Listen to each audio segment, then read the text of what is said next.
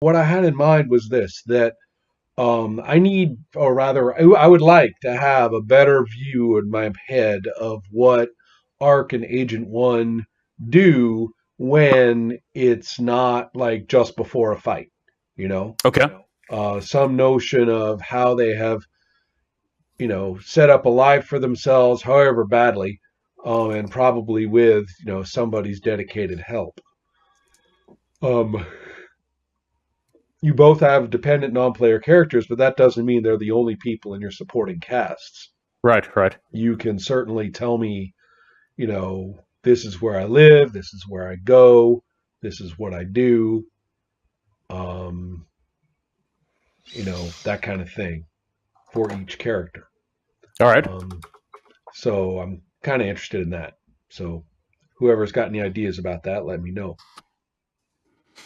I think Ark. So I have two dependent NPCs. One is Laura Rogers, which is normal, and then one is Lieutenant Katrina Harrison, who he's smitten with. Ah, well, well, well. Um, I think he probably lives in the. Uh, I don't want to say seedy. I need a better word than that. I want to say lower income, more. Um, I used to live just off of 53rd Street in Hyde Park in Chicago, right, right, and it was kind of varying in income, actually. Hyde Park has kind of this weird little, buy the house, buy the block thing going on. right, right. But you know what? It was seedy. Yeah, so what I'm It after is just high was. volume of people, right? High volume of people. Probably low income. I want a lot of traffic, but that usually comes with some amount of criminal activity, which Ark isn't going to care about. He's more about having the other bodies around to kind of hide and move among and between, because he knows he's from out of time, and it's only a matter of time before somebody from the other place comes looking for him. And So he wants to be kind of swimming in the sea yes, of humans. Um, right. And then I think also with that, he gets the most human contact happening because he loves this time period and what Right. Well, people are that's doing. clear. I mean, clear. I mean, that's the thing. You may be trying to lay low, but for some reason you just keep being places and Right. doing things. And so if we were to see kind of a montage uh, of Ark on his own time, Right. what sort of activities in St. Louis and locations do we see him doing? Uh-huh. I think we see him doing not organized, but doing some amount of outreach stuff with whatever resources he has. He probably hands back or give back to the community that he's living in Ah, mhm. and around. Whatever resource. I mean, it's not a lot, but whatever whatever he can get a hold of, or whatever he can move, or is falling off a truck, he'll probably redistribute to the area that he's in.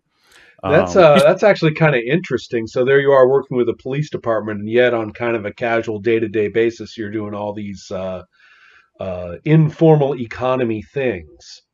right. That's kind of interesting.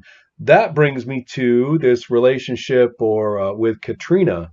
Is this Hmm. something that happens only when you're at the department, or is this turned into an acquaintanceship outside of those walls? I think he's trying to make it something outside of those walls. He's working on Right. that. Okay. Okay. I see. I'm sorry, who's Katrina again? It's Ark's dependent NPC. He's smitten with her. She's a And lieutenant. okay, she's a police officer. Yeah. Hmm. So both your DNPCs are police officers. Yes. I think Correct. one we Okay. work with professionally, Laura Rogers, Hmm. Right. Captain Rogers. The other is a lieutenant. He's kind of smitten with her. I got it.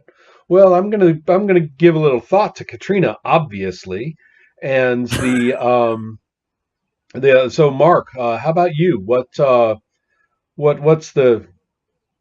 What's the daily life? Oh, by the way, Jay, think like an artist a little bit. Like, give me some idea, like panels, right? That kind Right. of show him doing stuff. Why am I getting this image of Luke Cage? Basically, you know, I don't know, unhitching the dumpster truck's wheel from where it got stuck, on his as he's walking down the street. People gawk on the street corner, and he's just like, "What? Okay, super strength. Fuck off. I'm Right. going to, Right. I you think, need me, call. yeah, Give me a call. I charge by the hour.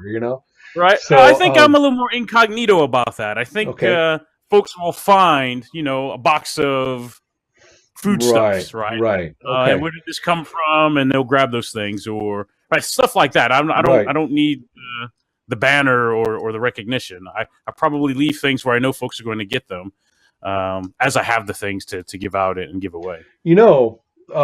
Usually through a community center or through um, a local um, kind of like a food group that works out of and through grocery stores. Right. Um, Right. Organizations like that tend to have a very pragmatic and basic approach, especially if they're not externally funded in a big way. Right. They're not part of some national organization. They're not part of,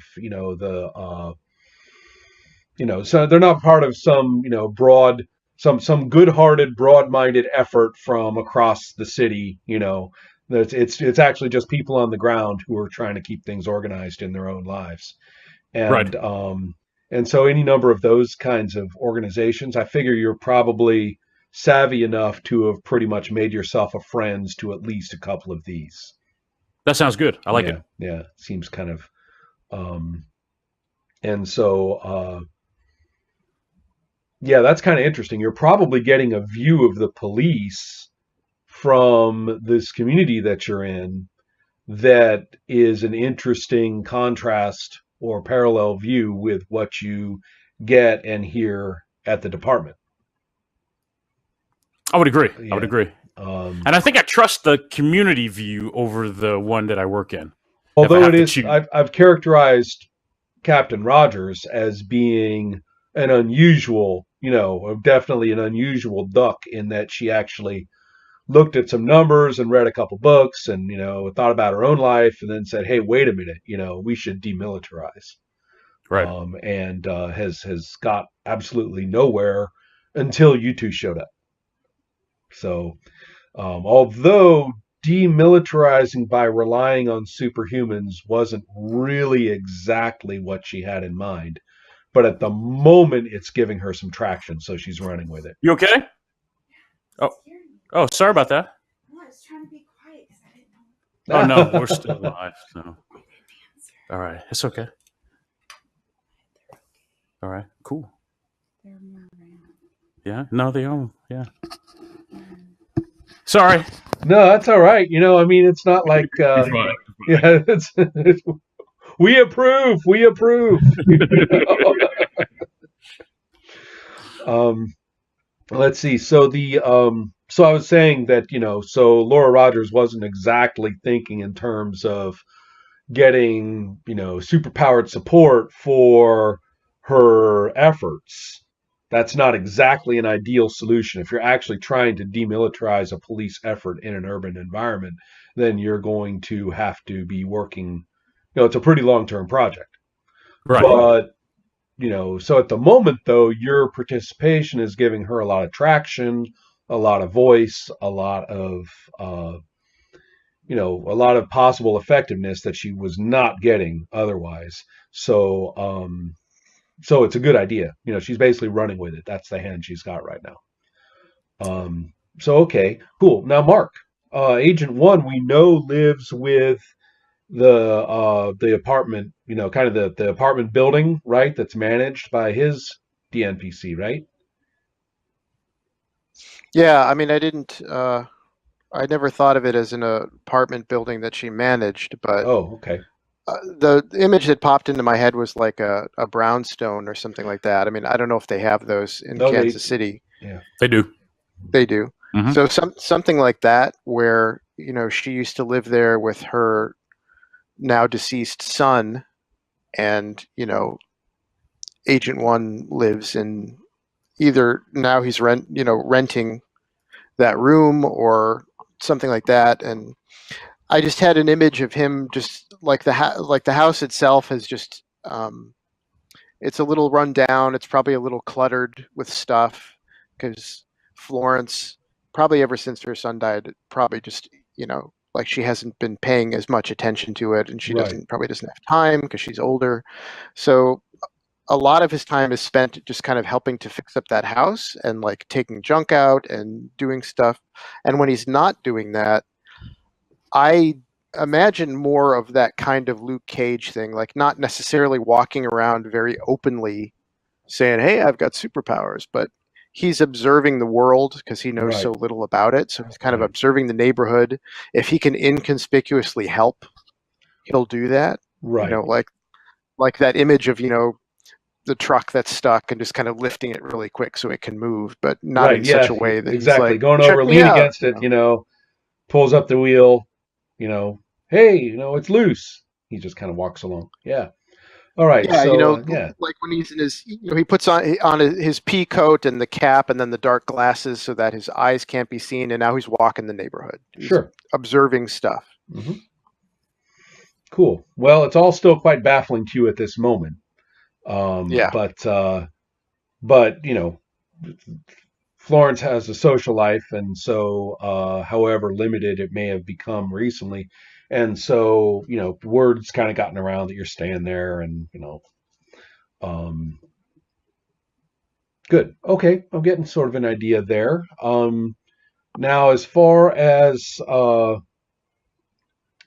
when and if your paths cross, now the only other thing I wanted to point out is each of you knows which side you come from in the future war.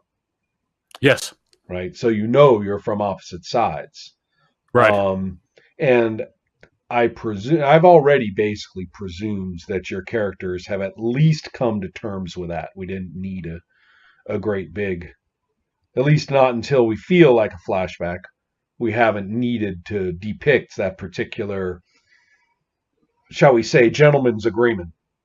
But I don't know if Mark. I don't know if Agent One knows that Ark is basically gone AWOL, and I don't know. And I would not own up to that. Yeah, and I don't know if I don't know if Ark knows that Agent One is actually technically on a mission. And so, well, I wasn't sure when we started off if we're actually from the same future or different times in the future. My take, from our initial discussion, was that I liked the idea that you really were from opposite sides of a war that both of you are intimately familiar with. And although you did not know each other, you instantly recognize, okay, that's a Jerry. Yeah. That's a Yank or whatever, Right. Right. And that clearly for whatever reasons that remains slightly, the exact negotiation is left to the imagination at this point.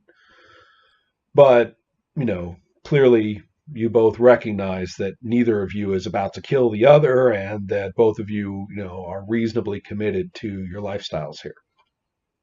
Yeah. I think that's fair. Yeah. So if we were, go ahead. I was just going to say, I mean, the simplest fix to that is Agent One understanding that Ark is AWOL. Like you've defected essentially, and so Agent One is okay, cool. Then I know you're not working for them.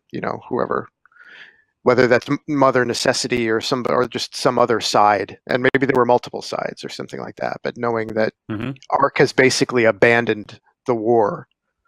I think that's fair. Yeah, I would. Yeah, that would probably be how I framed it. Is that I've abandoned the war. Yeah. Right. I'm not fighting this thing.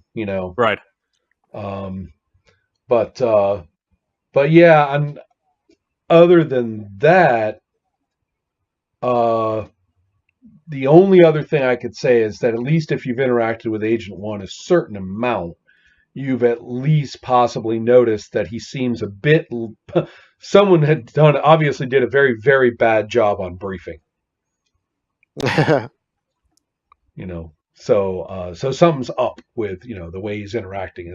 He does not seem properly oriented. His who's a what's his chip is not doing its job. Um, so so I don't know. Maybe not a detailed understanding of that, but at least perhaps some suspecting that he's not fully oriented the way a mission to the past soldier would usually properly be briefed and inserted in a sensible fashion, in some way. Yeah. It would be a very nice day for Ark in the course of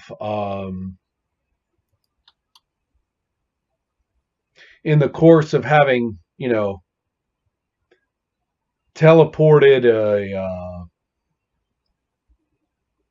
and this isn't a shady act so much as just you being convenient, but teleported a bunch of furniture.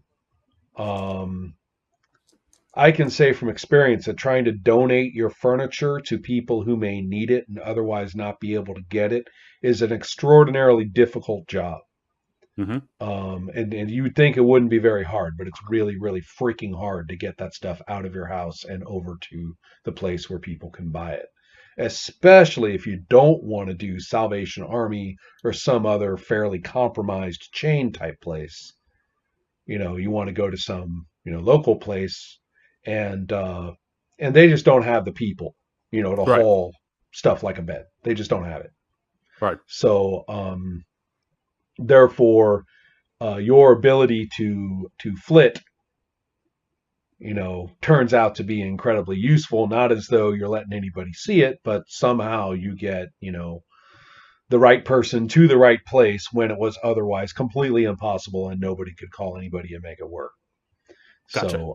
So something like that. Now,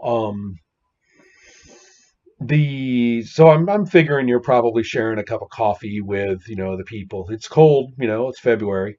I figured that, or March now. It's the beginning of March. And so I figure you're sharing a cup of coffee with some people. I'm thinking of kind of a storefronty looking place with Right. a somewhat, I'm afraid, slightly sad but still brave, community center logo painted on the window. Yeah. And and people are standing around, sharing a cup of coffee and really glad that this particular person had been able to get this, pair of kids' beds, that they'd been calling back and forth about for a week and hadn't been able to put together. So, hadn't been able to get the right people in the right place and, all that kind of stuff managed. So, don't know how you did it, but thanks as usual. So people are hanging out. You're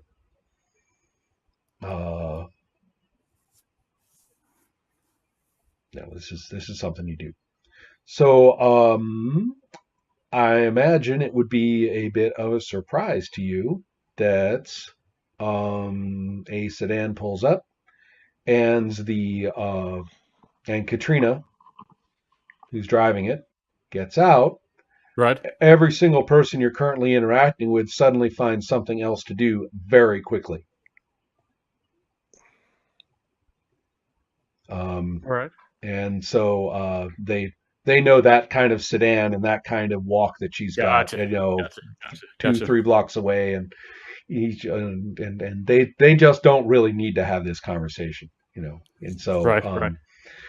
so they all find something to do quickly, and and she's happy to say,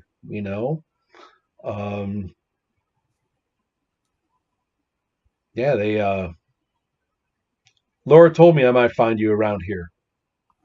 Is she in uniform? Nope. Lieutenant, Okay. first of all.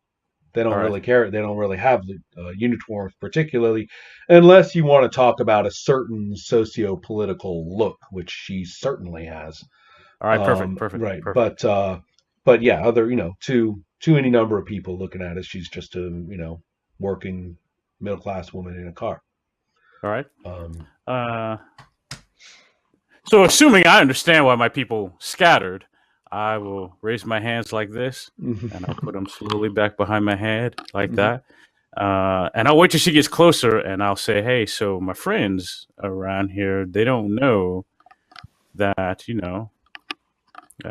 I'm law enforcement. So you kind of scared everybody off, and it's good to see you." And she says, "Well, in that case, don't get in the car. We don't want to give any wrong impressions. Let's just go for a walk. You All know, right, all right. show me around. I don't really I don't really work around here. I'm Mm-hmm. certain know a place where there's pancakes.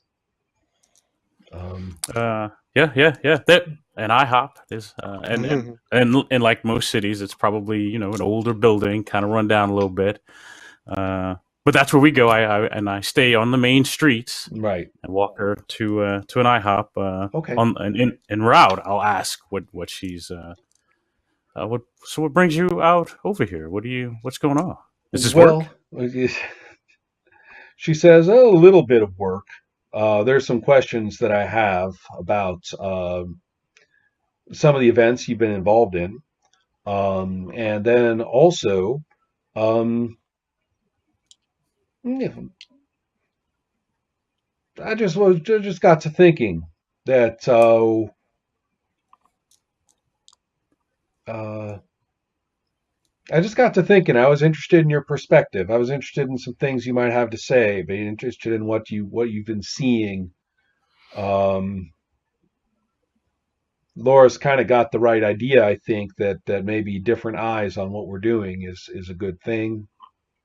Um, who knows? Maybe I just think you're funny. She says. Okay, You all make me right, laugh.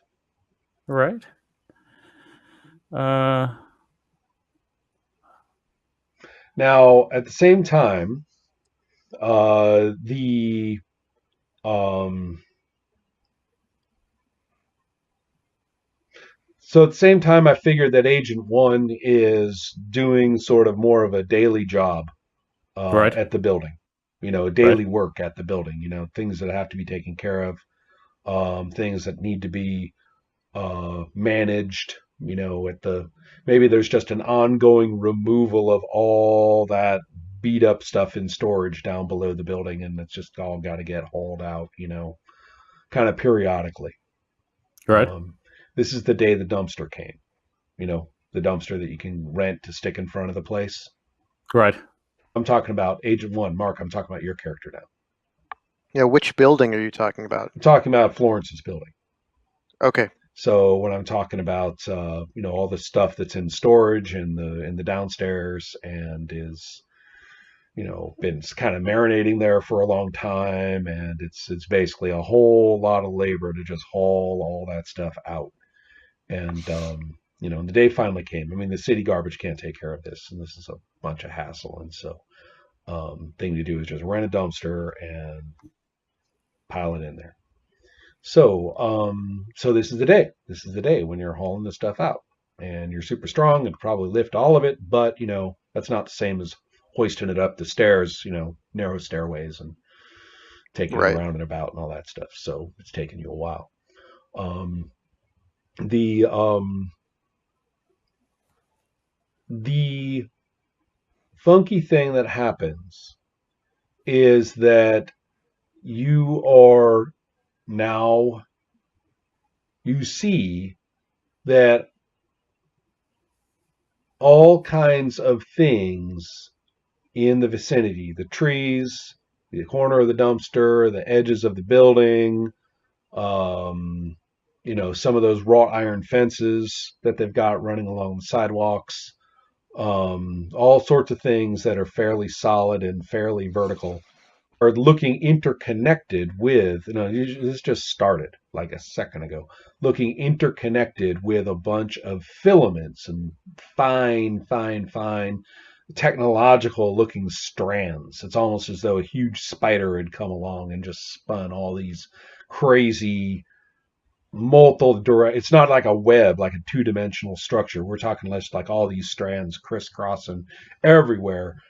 And the more you look, the more they appear. and almost to the point where, mobility, you couldn't walk down the street now if you had to, because all these things are being set up, like materializing as you watch. Hmm. Um, the so the effect here is familiar to you. There is an entity who there is an entity that this if you associate with this effect, and it is an entity who you may have been dreading. And sure enough, walking down the street, bold as brass, middle of the street, walking straight toward you, power walking, you know, is a woman who's just a shade under your height, like you, is muscled and athletic looking, to a superhuman degree, you know. So she doesn't look squat. She looks, kind of but she's got that hypermuscular superhero look to her. Okay. Um and and as she walks, it becomes clear that all these weird filaments are kind of her backdrop. It's kind of one of those things, it's like Arthur Adams, an artist I've mentioned before. Whenever he drew his weird ass stuff from like the Mojo World or whatever that was, all these Yeah, weird wires are going off yeah. of everybody and sprouting out the back of their necks and, just kind of Right. crisscrossing the background. And you never do really see where they're hooked up. You never do really, get an idea of like where all this is in real space. It's a visual. And so that's kind of like what it is for her. These filaments and stuff, they don't really like stay attached to where they were attached. It's just that wherever she is, they're coming out of her or going into her or attached at her back or something like that. And it's almost as though she's half in and out of reality, and all of those wires and tendrils and cables, that's the word I want, all these cables and stuff are kind of, sometimes if she walks, one of them gets pulled and gets stretched, or several of them do. Other times they just kind of wrap around something and disappear. um and what she looks like is a woman who is ethnically very similar to yourself. She does not have cyber eyes, but she does have cyber hands. Mhm. And she, like I say, she's kind of doing this power walk thing. This whole effect that she's got is very environmental. So think of her affecting like about a city block sized area just by being in it with all Okay. this. So being like And in, I was just going to say, you're holding a I'm box not with the an old only one TV. who can see this. Well, at the moment, yeah, I Is agree. anyone else reacting? I think that the reaction that we're getting is, at this point, a lot of people are behaving kind of strangely, in that they're walking, and when they enter this zone, there's like a blink, and then they're walking somewhere else, as timed slightly differently and placed slightly differently. So it's like they phase in and out of a time stream as they move into this effect, and it kind of spits them out on the other side. Does that make any sense? Okay. There's Yeah. yeah. But do So, they seem to notice this, or just they're oblivious? they notice it when they're coming up to it, but as they're walking away from it, they're oblivious. Okay. Right. So yeah, this is time stuff, right? Got it. So and she, points straight at you, and she says, "You know what's necessary. Why haven't you done it? So You've made it necessary for me to come here. I don't like that." So who is this? You said This I is know who Mother. this is. This is Mother Necessity. That's what I thought you were going Yes. Mhm. for. Well, I would turn first. I would just be like, "Hello, mother." Right. Excellent. Now, simultaneously, although that word may not fully apply in the ordinary sense, the nice chat with Katrina, who is just beginning to tell you a little bit about herself over Right. over the pancake, Right. and you're thinking to yourself, wow, I'm liking the 21st century. Yeah, this is all right. Yeah, and but right then you see exactly who's looking at you over her shoulder from the adjoining table, who is looking at you in a fashion that would be considered pointed and rude and obvious, with the way that he's turned around, hung his elbow over the edge of his chair, and is looking directly at you in a very "hello, I'm looking at you" way. Hmm. And especially because the person in question is so freaking bizarre. And I don't know how to share a file in Roll20, which is kind of a bummer because maybe there's chat window will do it.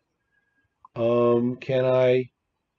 I'd have to send it as a link, wouldn't I? Most likely, because I had a picture ready to go to send to you guys. That that I could have just sent on Skype, I guess. But give me just a second, and I think I'll be able to figure out how to do this real quick if I can. Hmm. And yeah, I'm gonna have to include him a little bit later, I bet. How am I gonna do this? Because it won't let me like browse and like send a picture to you, as far as I can tell. Um, that's tricky. Is there some? You might try to grab it and drop it on the grid. Yeah, like a just copy it. Yeah, just drag and drop it. Because we're not really using the grid right now. It Oh, should right, show up, I right. think. Maybe. Okay. Well, let me try that then. On the grid. Cool. Right. I'm gambling that Roll20 is going to do the smart thing. Right. Well, I That's did. quite a Oh, wait, quite a yeah, gamble. upload. It's uploading. It's uploading. Hey. All right. All right. Yeah, rock and roll. It Yeah, says there's it's- some steps to upload it, but I'm assuming it would kick that in if you just drop it there. Yeah. Holy cow, computers. There you There go. it is. Yeah. Right. You can probably Nice. see him pretty well, right? Yes. Yeah, I can see it. Yes. I've got to move you guys, but I Yeah. can see it. Yes. And so, as you can see, he is very, very strange looking. Deeply odd. This is not. And it Yeah. looks like it's looking at me. Yep. And his Looking at me. his body language is so non-robotic. Don't get the wrong idea from the picture. His Right, body right, language is so human, so casual, so at Right. home, so totally sitting here that there is no doubt whatsoever that he's looking directly at you. You can practically imagine the expression. His body Right, language right. is so eloquent. And everyone else is cool with this. Well, at the moment, they seem to be like frozen, and then after a second or two, then they kick into it's as though they weren't frozen because like now they're doing the thing that they were doing anyway. Gotcha. All right. Right? So it's not like they're losing time, it's just that you're perceiving them in these kind of stop motion kind of effects.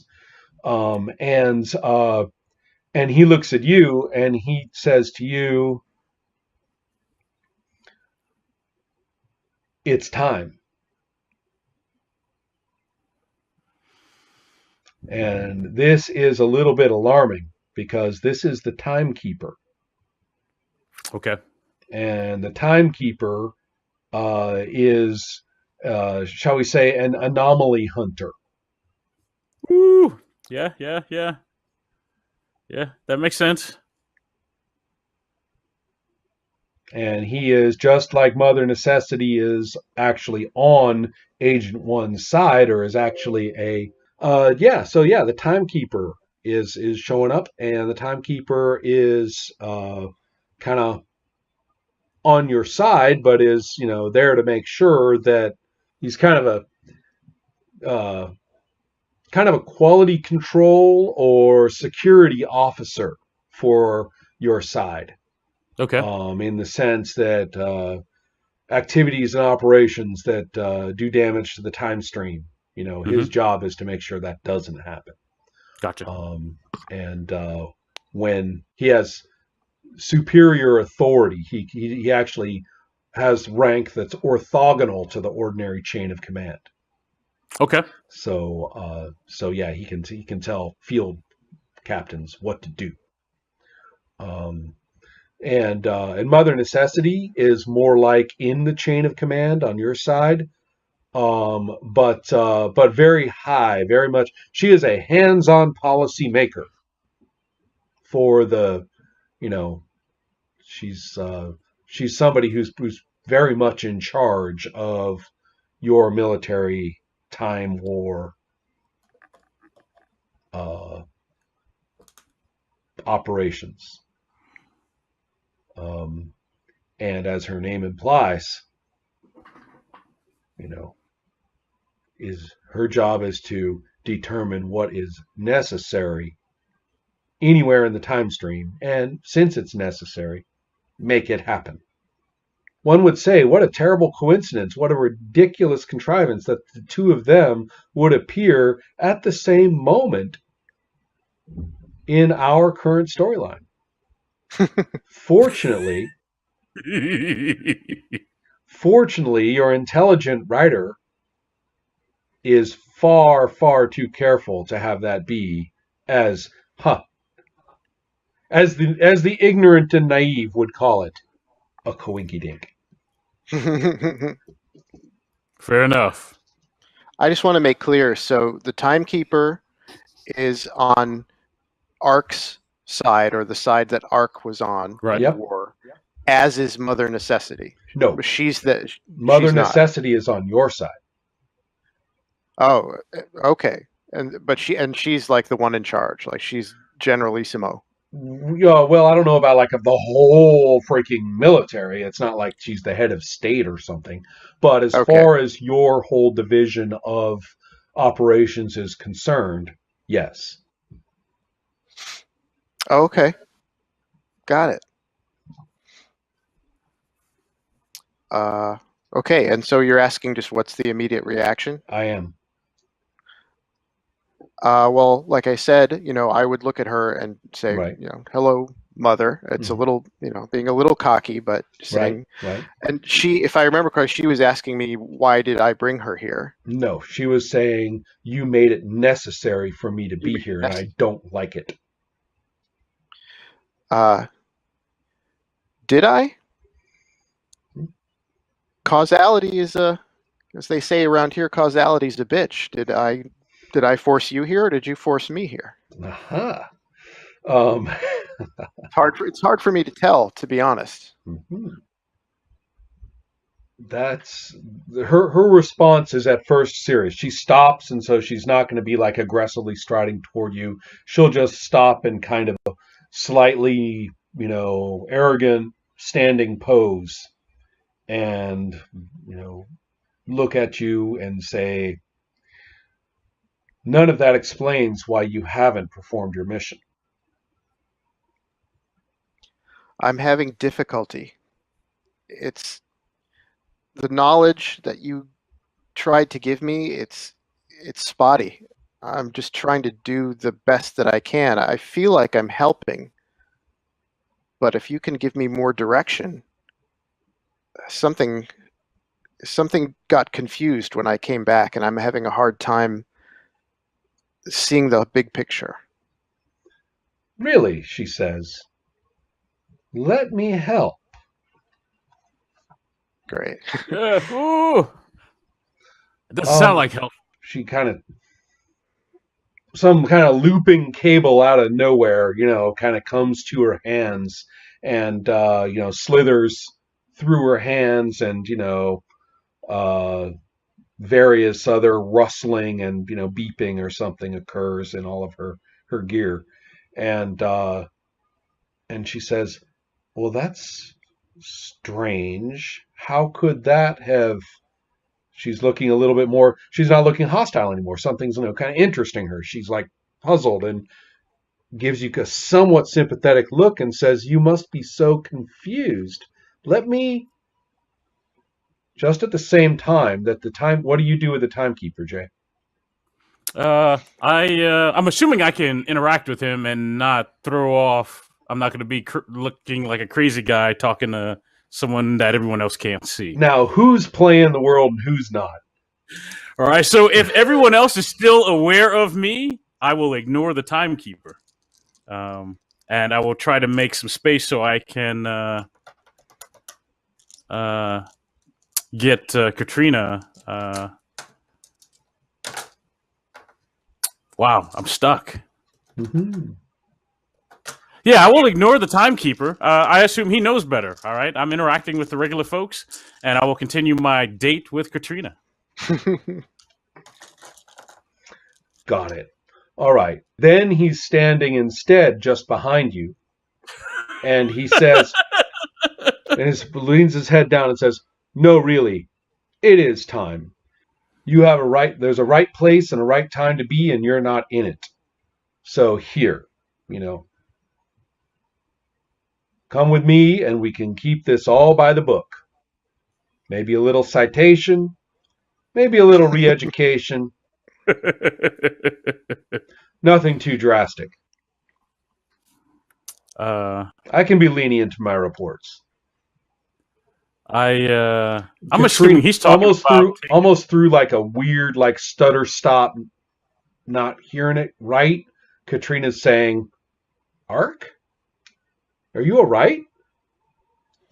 Oh, that's awesome. I say, "Excuse me, I got to go to the little boy's room," and I make my way to the men's room. Okay. As you do so, the timekeeper says, "Enough," and everything slaps into time focus. That stutter stop thing stops, and everybody in the restaurant reacts in shock to see this bizarre person standing there with you. Right. And he says, "Don't worry, everyone. Adjustments will take care of this. Just be patient." It looks at you and shakes his head slightly and says, "See what you made me do?" You could have picked a better place. Actually, no. I keep ignoring him. I don't want people to see me interacting with him. I don't want them to. Yes.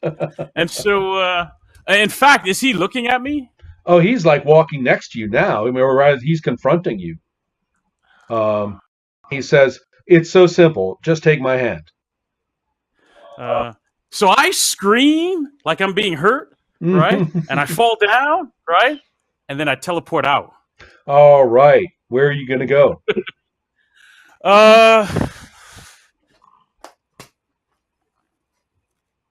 Just outside, because I can see that. Maybe across the street. Right. Good enough. All right. So you materialize, and you're looking left and looking right. Looks like an ordinary day. It looks like there seems to be something of a fracas in that restaurant you just came out of. Yes. And so your teleportation is a time effect. Yes. And he's got all kinds of funky time effects. Mother Necessity, a few neighborhoods away, is working up a time effect, and all of a sudden you will discover that you are crouched standing right in front of a dumpster full of beat up refuse in front of a brownstone on a residential street, with Mother Necessity looking at you in a bit of surprise. Ark. Simultaneously, as the timekeeper strides out of the restaurant, and gathering the forces of time at his disposal, and as he was attempting to manipulate the teleport.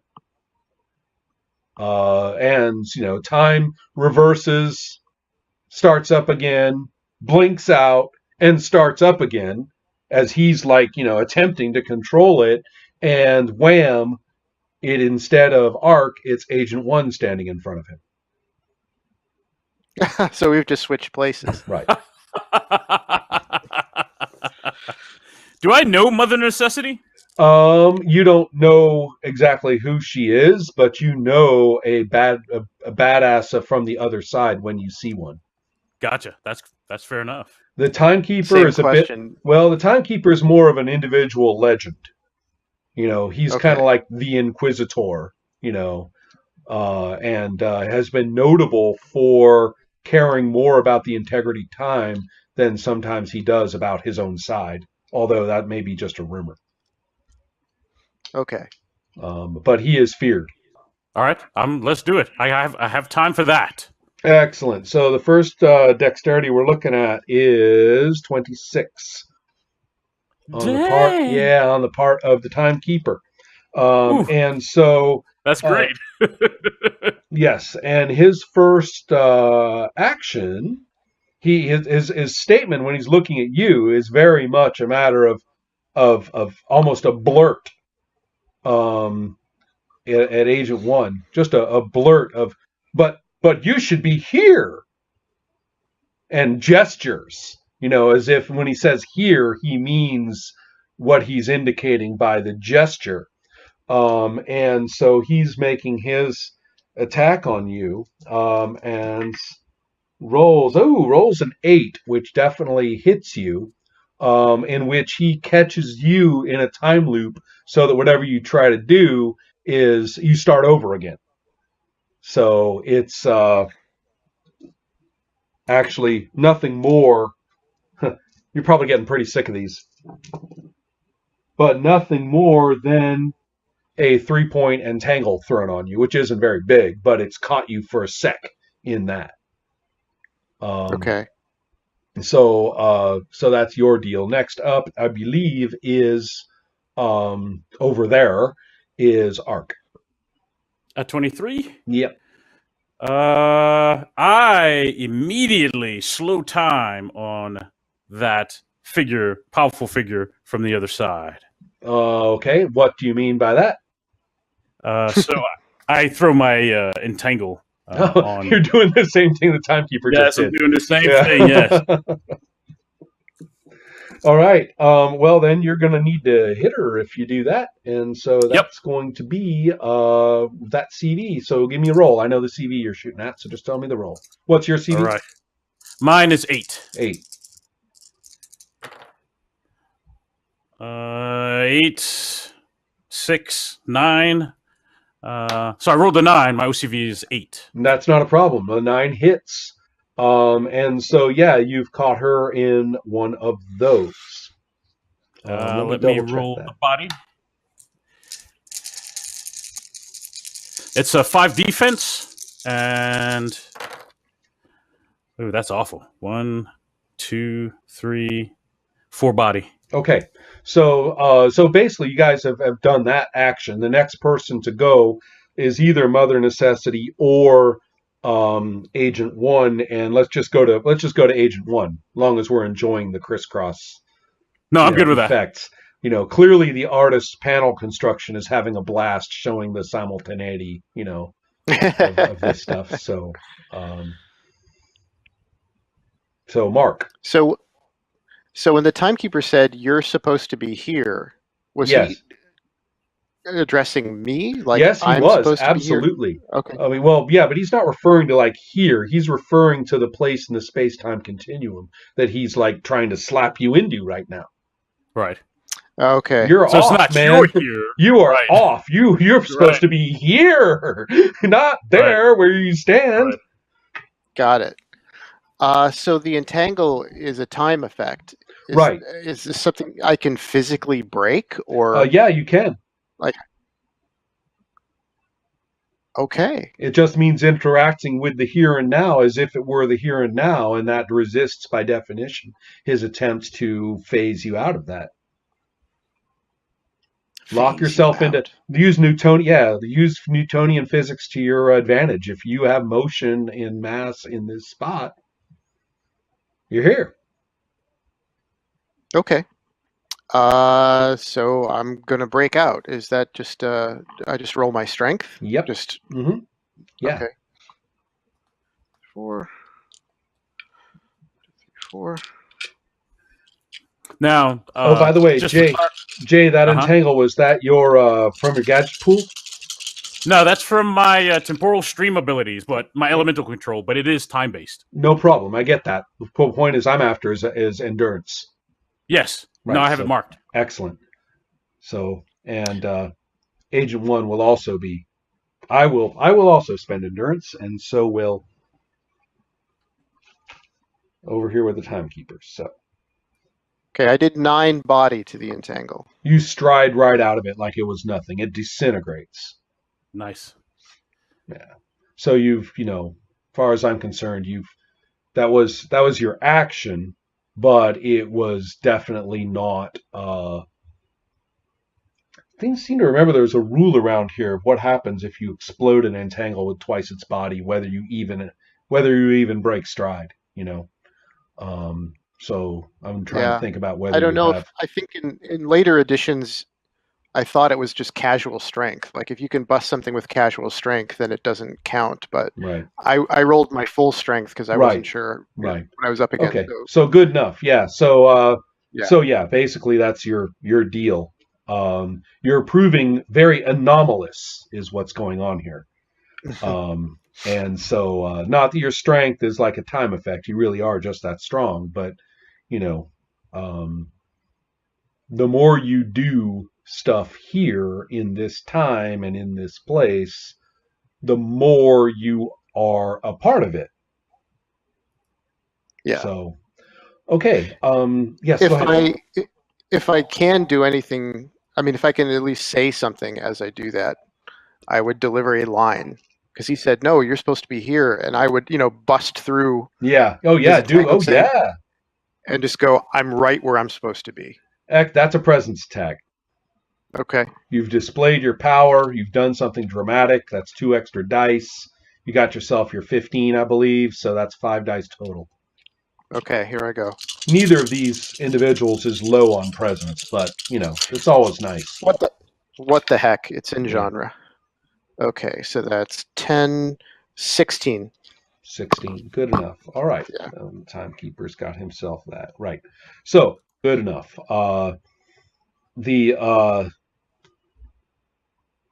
In that case, yeah, easy enough. He says in a much more robotic voice than he has used up until this point. Because, like I say, his body language is actually so freaking human that you totally forget after 2 seconds that he's basically a walking clock. And but at this moment, just once, he delivers an extremely robotic, as if like a program switch had been clicked on, and this was a pre-recorded response. Anomaly.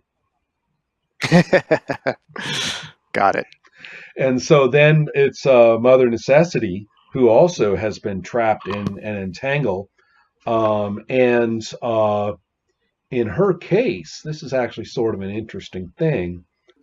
2, 3. All right. So what she's going to do is totally reality warping in a very strange way.